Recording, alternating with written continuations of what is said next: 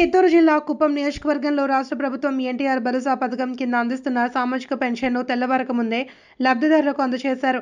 కుప్పం పట్టణంలోని 13, 14, 15 వార్డులలో లబ్ధిదారులకు నియోజకవర్గ టీడీపీ విస్తరణ విభాగ కమిటీ సభ్యులు కన్నన్, కొత్తపేట ఇన్ఛార్జి ముఖేష్, 15వ వార్డు ఇన్ఛార్జి సుకుమార్, స్థానిక టీడీపీ నాయకులు సుజీ, మణి, లోకేష్, ప్రసాద్ తదితర నాయకులతో పాటు సచివాలయ సిబ్బంది పాల్గొన్నారు.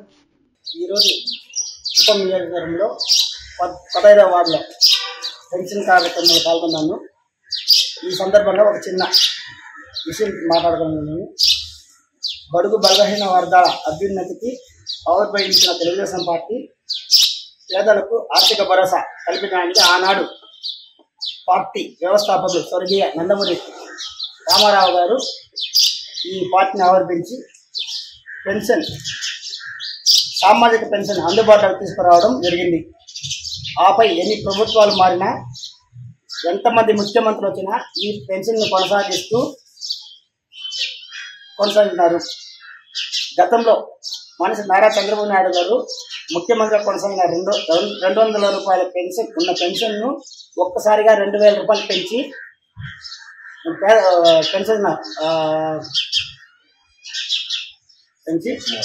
పెంచినారు. కానీ లాస్ట్ వైఎస్ఆర్ ప్రభుత్వంలో ఒక 3000 రూపాయలు పెన్షన్ వేసి 250 పెంచుతూ 5 సంవత్సరాలు ఆగిన జగన్ ప్రభుత్వం కన్నా ప్రస్తుతం ఈసారి చంద్రబాబు నాయుడు గారు సీఎం అయిన వెంటనే 4000 రూపాయలు ఇస్తారని పెన్షన్ని ఒక్కసారిగా 4000 ఇస్తూ స్టార్టింగ్ ఫస్ట్ పెన్షన్కే 7000 రూపాయలు 3000 కలిపి 7000 రూపాయలు ఇచ్చిన ఘనత ఒక చంద్రబాబు నాయుడుగా చెందుతుందని, ఇలా